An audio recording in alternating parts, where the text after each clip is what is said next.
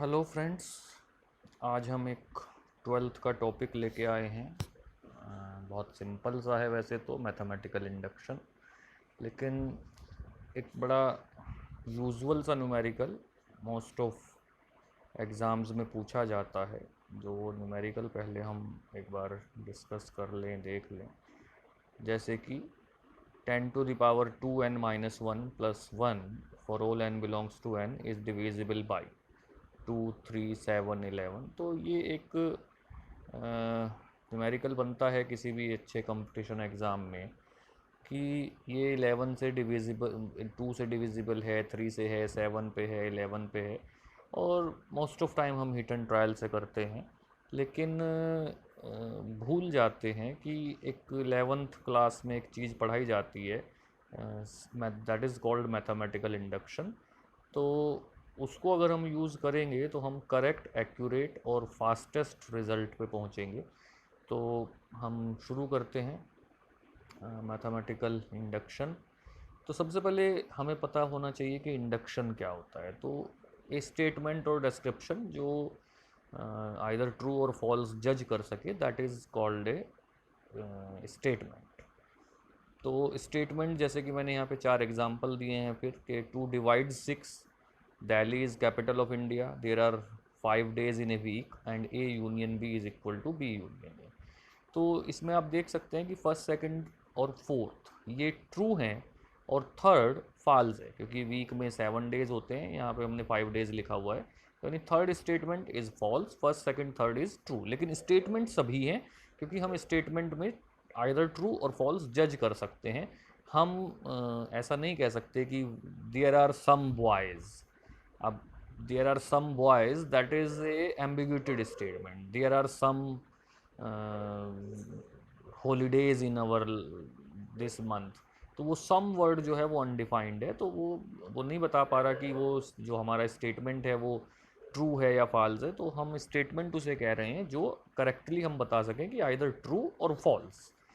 उसके बाद आता है मैथमेटिकल स्टेटमेंट। तो मैथमेटिकल स्टेटमेंट इन्हीं एग्जांपल्स की हेल्प से अगर हम बात करें तो first and fourth are the mathematical statement and second and third are not related with mathematics, but somewhere we can use. तो अगर हम अपने मैथमेटिकल उस पे आए, स्टडीज़ पे आए, तो first and fourth are the mathematical statements and second and third are not the mathematical statements. अब आता है मैथमेटिकल इंडक्शन क्या होता है। तो ये मेरे ख्याल से सभी लोगों ने पढ़ रखा है, सिर्फ रिकॉल कराने की बात थी। तो इसमें हम कहते हैं कि अगर पी एन कोई स्टेटमेंट है तो वो अगर पी वन यानी एन इक्वल टू वन के लिए अगर वो ट्रू है, और उसके बाद पी एम के लिए ट्रू है और पी एम प्लस वन के लिए भी ट्रू हो जाए, तो पी एन यानी जो स्टेटमेंट है, जो मैथमेटिकल हमारा स्टेटमेंट है, वो सभी n के लिए ट्रू होगा। यानी 1 के लिए ट्रू है, n के लिए सपोज कर लेते हैं या वो एज्यूम्ड है कि ट्रू है, और n+1 के लिए हम उसे प्रूव कर सकें कि वो ट्रू है, तो वो फिर सारे n के लिए ट्रू होता है। इसका एक कॉन्सिक्वेंस है जिसे यहाँ पे हमने second principle of mathematical induction के शेप में लिखा है। वो ये कि P1 के लिए ट्रू होगा, then Pn will be true for all n less than n+1, और Pn+1 के लिए अगर वो ट्रू है तो वो सभी n के लिए ट्रू होगा।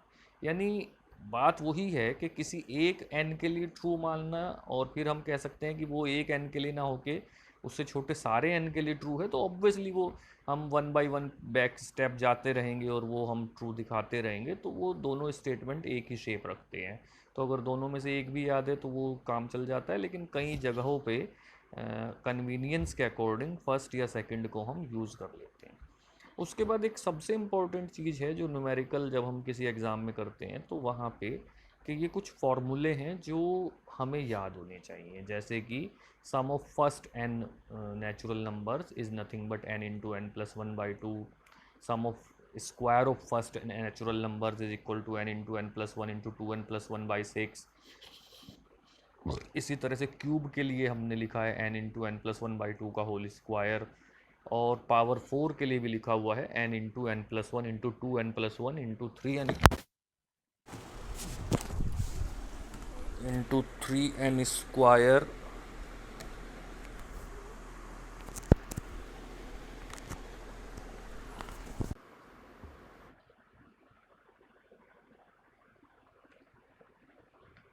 Into 3n² plus 3n plus -1/30।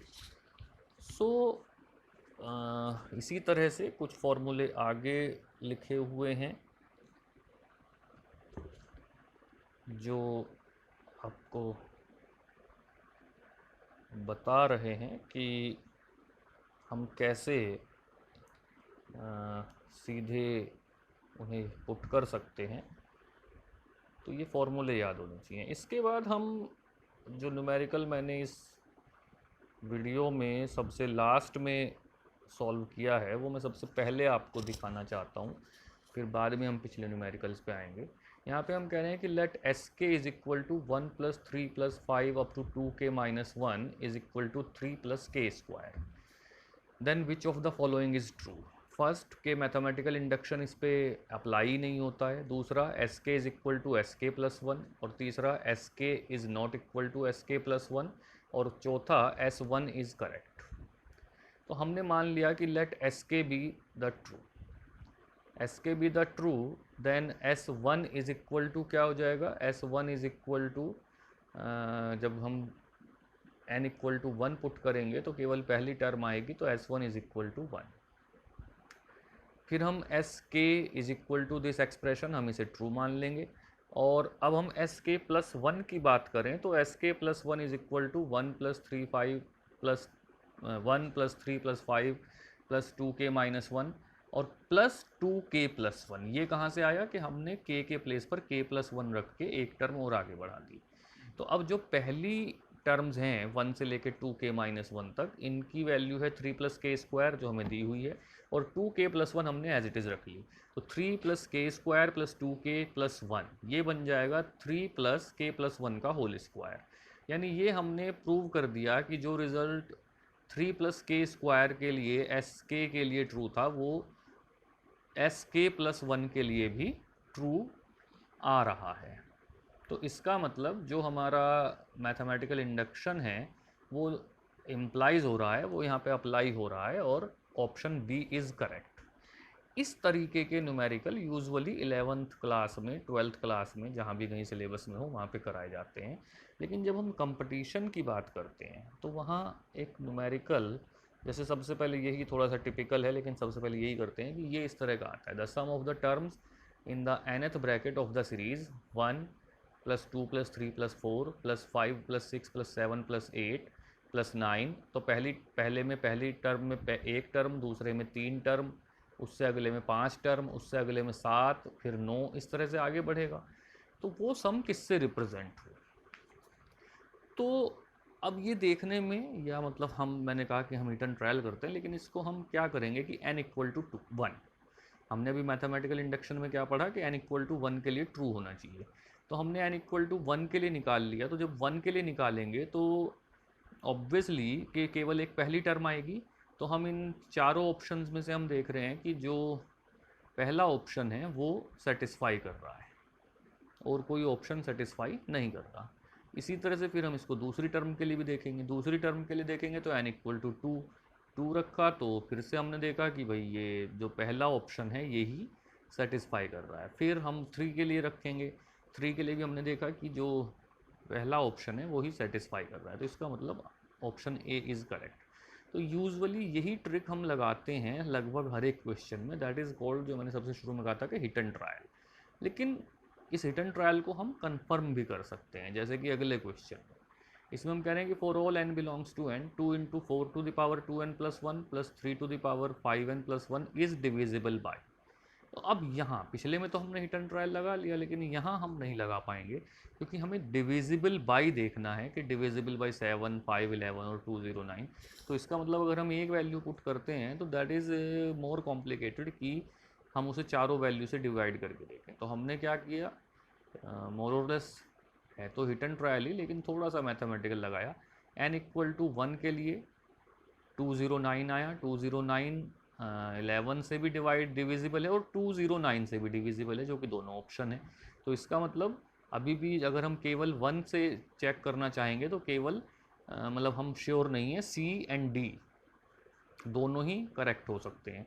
तो फिर हम इसे 2 के लिए चेक करेंगे, और 2 जब हम n=2 रखेंगे तो वो आ रहा है 4235, और 4235 अब जब देखेंगे हम तो वो 11 से डिविजिबल होगा, और जब 11 से डिविजिबल होगा तो इसका मतलब आंसर सी इज़ करेक्ट। इसी तरह से example number 3, 49 to the power n plus 16n plus lambda is divisible by 64, then the least negative integral value of lambda.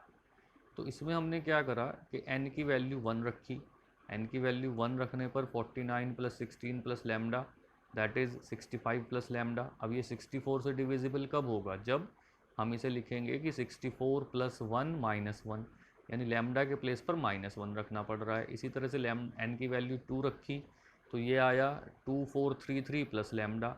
तो ये इसमें भी सेम वही चीज़ आई कि 64 इंटू 38 प्लस लैम्डा प्लस 1, यानी लैम्डा की वैल्यू -1 रखने पर ये 64 से डिविजिबल हो जाएगा। तो यहाँ से हमने कंक्लूड करा कि ऑप्शन बी इज़ करेक्ट। ऐसे ही फिर अगले क्वेश्चन में 10 to the power 2n-1 plus 1 for all n belongs to n divisible by, यानी अब ये किससे डिविजिबल है। Same process we will repeat, n=1 रखा, 1 रखने पे 11 आया तो इसका मतलब ये 11 से डिविजिबल है। और इस क्वेश्चन में हम चाहे तो यहीं पे हिट एंड ट्रायल लगा भी सकते हैं, ख़त्म कर सकते हैं, क्योंकि 11 आ गया तो इसका मतलब प्राइम नंबर है तो 237 से डिविजिबल होगा ही नहीं। फिर भी लेकिन हमने n=2 रखा, 2 रखने पर ये 10 to the power 3 plus 1 that is 1001, so it is divisible by 11, तो आंसर डी इज़ करेक्ट। इसी तरह से अगला example, for all positive odd integers the number n into n square minus 1 is divisible by 36, 9, 16 और 24। n=1 रखा, 0 आया। अब 0 आया तो कन्फ्यूजिंग हो गया, क्योंकि ये इस 0 का मतलब है कि चारों ऑप्शन आपके अभी सही जा रहे हैं। फिर हमने n=, चूँकि ऑड इंटीजर्स दिया गया है, 3 रखा, 3 रखने पे ये एग्जैक्टली 24 आया। तो 24 आया तो यानी अब आपके बाकी सारे ऑप्शंस यहाँ पे कोई भी काम नहीं कर रहा, और ये 24 केवल 24 से ही डिविजिबल है। लेकिन फिर भी हमने n=5 के लिए भी एक बार क्रॉस चेक करा तो ये आया 5 into 25 minus 1 that is 5 into 24, so it is again divisible by 24, so answer D is correct. Example number 6 हम पहले डिस्कस कर चुके। Hope this video will useful for you. Thank you very much.